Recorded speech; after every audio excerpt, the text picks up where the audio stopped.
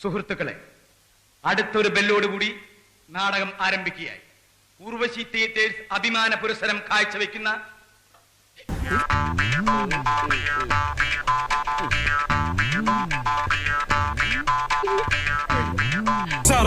ഞാനെന്ന് പറയുന്ന നടന്റെ ഒരുപാട് ഡയമെൻഷൻസ് പ്രേക്ഷകന് മുന്നിലേക്ക് എത്താൻ പോകുന്നത്. അതുകൊണ്ട് എൻ്റെ റേഞ്ച് എന്ന് പറയുന്നത് ഇനിയും കുറച്ച് അകലെയാണ്. ഇനിയും കുറച്ചും കൂടെ കഴിഞ്ഞാലേ എൻ്റെ റേഞ്ച് മുഴുവനായി തുറക്കപ്പെടുകയുള്ളൂ.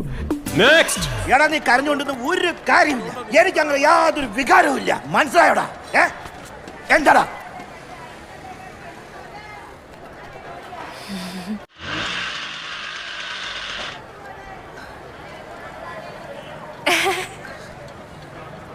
മഹാനടാ, മെത്തേഡ് ആക്ടിങ് നീ കാണാൻ പോണേള്ളു.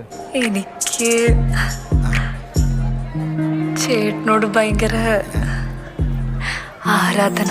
ഇതെന്തൊരു ജന്മോ? ഹലോ സ്റ്റെഫ്മോൾ, നീ എവിടെയാ? എന്ത് പണിയാ കാണിച്ചേ? ഞാൻ അങ്ങോട്ട് തിരിച്ചു വന്നോളാം. എന്നെ വിളിച്ചോണ്ടിരിക്കേണ്ട ആവശ്യം എന്താ? ഇത് കടിക്കൂ? ചിലപ്പോ ഞാൻ തിരിച്ചെത്തിക്കോളാം. ഞാൻ ആത്മഹത്യ ചെയ്യാൻ പോയൊന്നുമല്ല. ഒരു ഭരതവാടിനുള്ള മരുന്നുണ്ടല്ലോ കയ്യില്. എന്തായിരുന്നു അഭിനയം?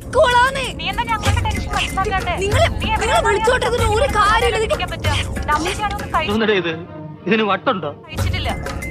ഞാൻ വന്നോളാം. നിങ്ങൾ എന്തിനാ ടെൻഷൻ അടിക്കുന്നേ? ലെഫ്റ്റ് കൂടോ? വിഷമിക്കാതിരിക്കും. ഇതിലും വലുത് ഏതാണ്ട് വരായിരുന്നു. ഇങ്ങനെ തീർന്നെന്ന് കരുതിയാ മതി.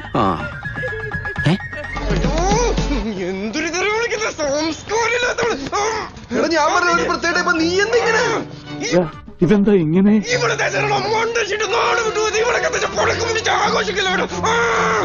ഷാജേട്ടാ, ഇത് പണിയാവോ? എന്റെ അമ്മാച്ചന്റെ തേങ്ങ വീണപ്പോഴും ആദ്യം ഇതുപോലെ ആയിരുന്നു.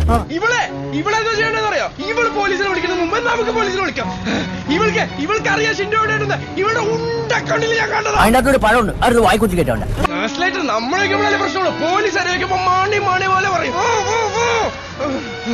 എന്നാലും ഇങ്ങനെയുള്ള പെണ്ണുങ്ങൾ എന്തൊരു എന്തോ കാണിക്കുന്നത്? നീ എന്തോടാ രാവിലെ പറഞ്ഞേ? നീയും ഇവളും സെറ്റ് ആവില്ലെന്ന്.